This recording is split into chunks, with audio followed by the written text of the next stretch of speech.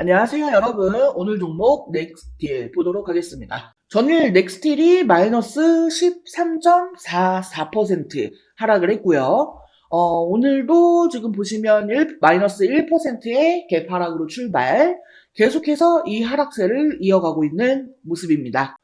제가 어제 영상에서도 말씀을 좀 드렸지만요. 이 하락은 조금 더 이어질 거예요. 이 주가를 조금 더 뺀 다음에 다시금 상승하는 그런 흐름으로 이어질 겁니다. 자, 그럴 수밖에 없는 게요. 일단 어제 주가가 빠진 이유가 뭐라고 말씀드렸죠? 차익 실현 매물. 네. 시추 승인 결과 발표와 관련해서 단기적 재료 소멸로 보는 관점에 의한 차익 실현 매물이 나왔기 때문이다. 라고 말씀을 드렸습니다. 자, 하지만 거래량을 보시면 거래량 별로 나오지 않았습니다. 자, 그리고 지금 이 대왕고래 프로젝트가 완전히 끝난 것은 아니에요. 계속 일정대로 진행이 될 거기 때문에 분명히 또 다른 기회가 찾아올 거다라고 보고 있습니다.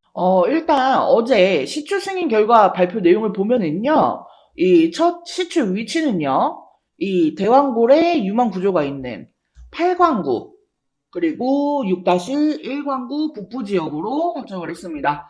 한국석유공사는 12월 중순부터 1차 시추 작업에 돌입할 예정이고 2개월간 작업 후에 내년 1월달, 2월달 요때 1차 공 시공 결과를 발표할 계획입니다. 근데 지금 여기서요, 이 일정 차질이 우려되는 부분이 조금 있어요. 바로 인근 해역에서 어업을 하고 있는 이 어민들의 반발입니다. 해수면 아래에 대게가 서식하는 이 해저 암석을 뚫는 작업이다 보니까요. 이로 인한 피해가 없을 수 없다라는 거죠. 특히나 본격 시추가 이루어지는 이 두 달은 대게의 살이 꽉 차고 또 판매 또한 가장 활발한 시기이기 때문에 아무리 국책 사업이라고 하더라도요. 이 어민들한테는 생계와 직결된 문제가 있으니까 이 적절한 보상을 하고 그리고 나서 시추를 해야 한다라는 게 어민들의 주장이에요. 그래서 해당 내용과 관련해서 이 포항지방해양수산청도 28일로 예정된 기한을 미루고 현재 석유공사의 추가 보완을 요구한 상황이죠. 만약에 관련해서 뭐 적절한 보상과 협의가 이루어진다라고 하면은 이 대왕고래 프로젝트는 그대로 일정대로 진행이 될 겁니다. 하지만 그렇지 못할 경우에는 이제 이 일정에 조금 차질이 발생할 수도 있다라는 거죠. 이거는 이제 조금 더 지켜볼 필요성이 있을 것 같습니다. 근데 뭐 제가 늘 말씀드리는 내용이지만 이 우리의 관심사는요.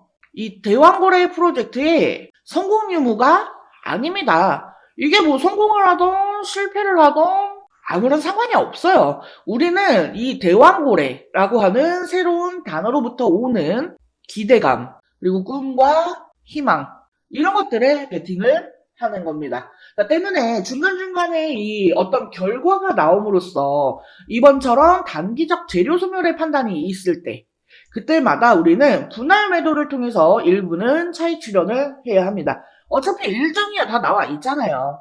그 일정들을 참고하시면 이 매도 타점을 어느 정도 예측을 할 수가 있으니까요. 잘 보시면서 판단을 하시면 좋을 것 같습니다. 자, 혹시나 나는 이런 부분 어렵다, 힘들다, 잘 모르겠다 하시는 분들 또는 뭐 귀찮다 하시는 분들도요. 자, 제가 실시간으로 타점을 공유해 드리고 있으니까요. 필요하신 분들은 하단에 전화번호 보이시죠? 010-7913-1671 여기 전화번호로 숫자 5번 또는 종목명 넥스틸이라고 메시지 남겨주세요. 자, 그리고 차트를 잠깐 살펴보면은요. 이 넥스틸은 상장 당일의 고점이 지금까지의 최고점입니다. 이후 이 하락과 급등락을 반복하면서 지금까지 역사상 최고점에 준하는 고점이 2번 정도 나와 주었죠.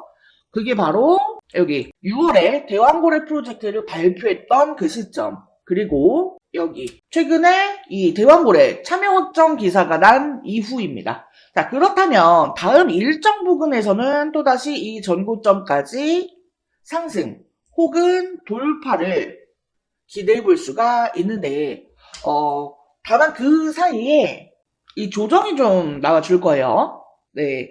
그러고 우리는 이 조정 동안에 이 타점을 잡아서 뭐 신규 또는 추가 매수를 들어갈 수가 있겠죠. 지금 보시면은요, 이 차트의 형태가요, 점점 이 고점이 낮아지고요. 이 저점은 올라가는 삼각 수렴의 형태를 띠고 있습니다.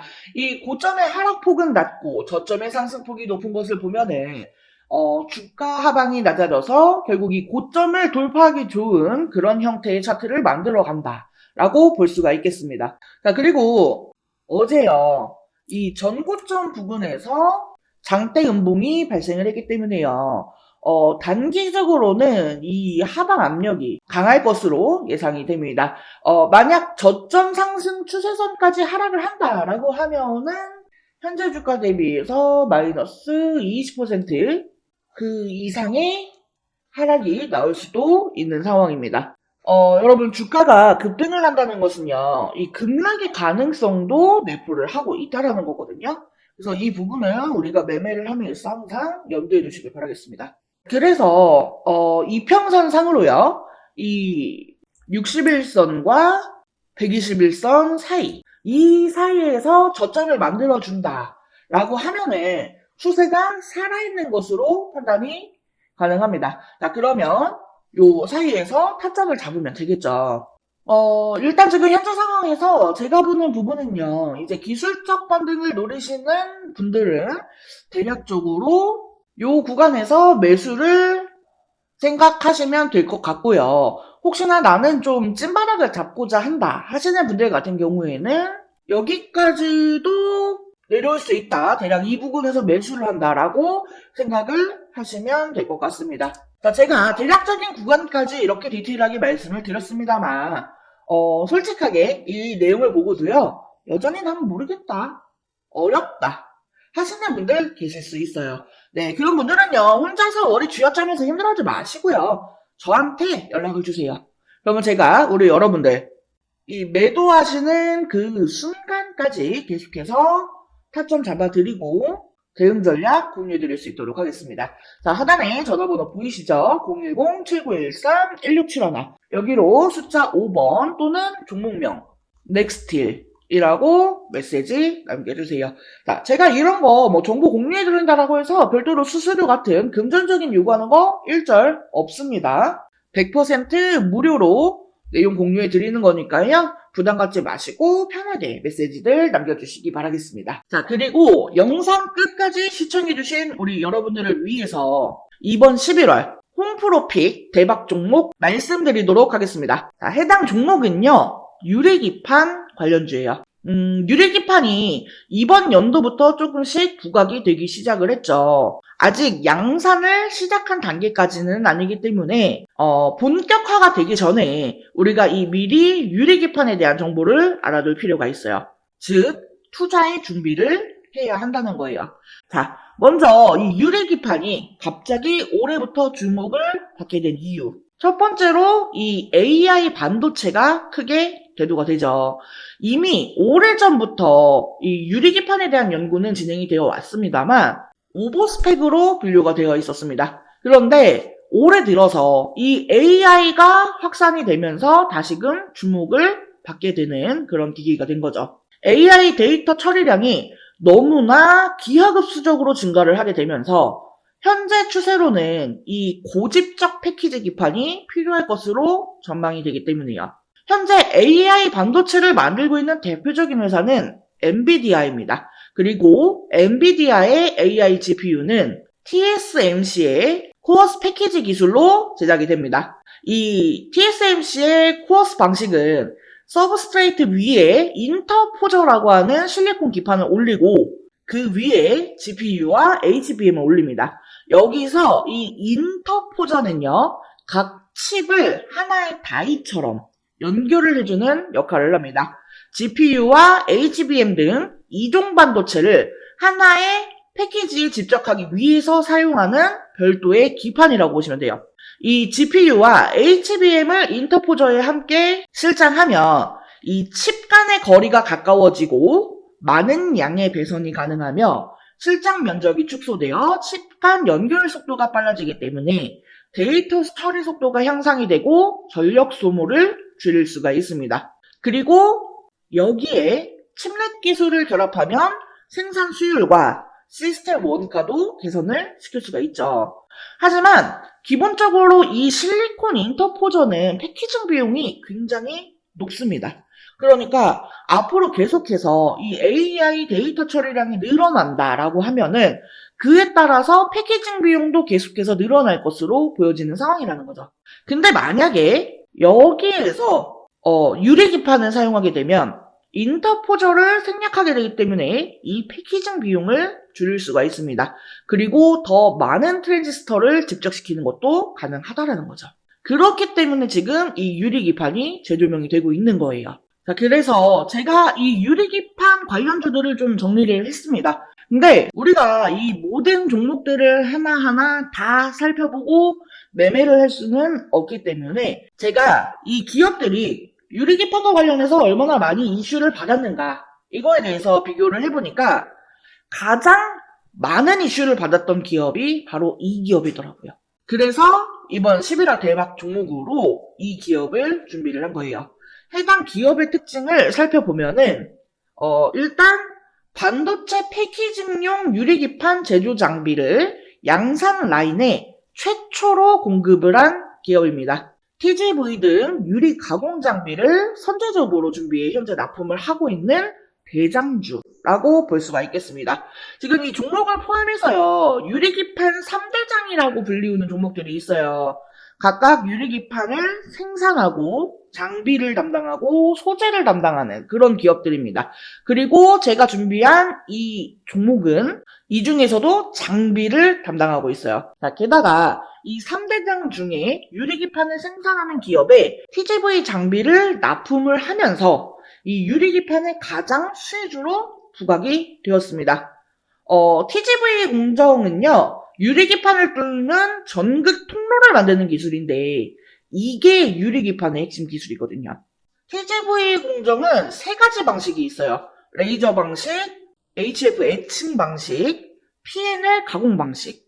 이 회사는 레이저 방식과 HF 애칭 방식을 혼용해서 사용하기 때문에 유리 표면에 미세한 크랙을 줄이고 식각 속도를 향상시킬 수 있습니다. 이 크랙이 없이 홀을 만드는 게 제일 중요한 거거든요. 근데 이러한 부분을 두 가지 방식의 공정을 혼용 사용하면서 커버를 했다라는 겁니다.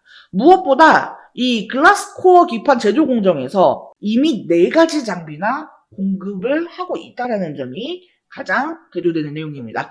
해당 종목의 차트를 같이 한번 살펴보면은 사실 이전에는 관련주였기 때문에 주가가 고만고만했습니다. 그런데 올해 들어서 이 유리기판 관련주로 부각이 되면서 역사적 고점을 만들었어요. 하지만 이후 이 반도체 업황 둔화로 주가가 급락을 했고 최근 쌍바닥을 찍고 강하게 상승 중에 있습니다. 다른 반도체주들보다 상승 흐름이 굉장히 강한 것을 볼 수가 있어요. 수급 또한 지난 한 달을 보면은요, 개인은 팔고 외인과 기관은 샀습니다. 특히나 연기금이 의미 있게 사 모으는 점을 주의 깊게 보시면 좋을 것 같아요. 자, 이 유리기판의 개발 속도를 갑자기 높이기 시작한 것은 AI 때문이라고 말씀을 드렸죠. 이전부터 꾸미기판이라면서 이 성장성에 높은 점수를 줬지만 이게 워낙에 어려운 기술이기 때문에 허들이 높았습니다. 자, 하지만 HBM에 들어가는 실리콘 인터포저의 쇼티지 지속, 그리고 실리콘 인터포저보다 싸고 매력이 많은 글라스 기판은 이 자본을 들여서 개발 속도를 높일 수밖에 없는 상황이에요. 제가 앞에 유리기판 3대장이라고 하면서 말씀을 드렸어요. 근데 사실 이 중에 진짜 대장주는 이 유리기판을 생산하는 종목이에요. 하지만 해당 기업은 아직까지 개발 진행 단계에 있기 때문에 적자가 지속되는 중이죠. 그나마 제가 이번 11월 대박 종목으로 픽한 이 기업은 장비주에 해당이 되기 때문에 실적이 유리기판을 생산하는 종목보다 선반영이 될 수가 있습니다. 또한 시총이 작은 소형주이기 때문에요. 가볍게 움직일 수 있다라는 매력도 있고요. 소형주 중에서는 이 기업이 대장주라고 볼 수가 있겠습니다. HBM과 관련해서 직접적인 수혜는 국내 기업에서 많지 않았어요. 하지만 이 유리기판 관련주는 디스플레이 밸류체인 기업들이 기존에 유리 가공을 해왔기 때문에 관련주들이 많은 편이고, 그 중에서도 대장주이기 때문에 충분히 기대를 해봐도 된다라는 점에서 이번 11월 대박 종목으로 저홈프로가 픽을 한 거고요. 해당 종목과 관련한 내용이 궁금하신 분들은요, 010-7913-1671 여기로 대박이라고 두 글자 메시지 남겨주시면 제가 관련 자료와 함께 타점, 대응 전략을 공유해드릴 수 있도록 하겠습니다. 자, 이번 영상은 여기서 마치도록 하겠습니다. 제 영상이 조금이라도 도움되었다면 구독, 좋아요, 알림 설정 한 번씩 부탁드릴게요. 오늘도 영상 시청해주셔서 감사합니다. 다음 영상에서 또 뵙겠습니다.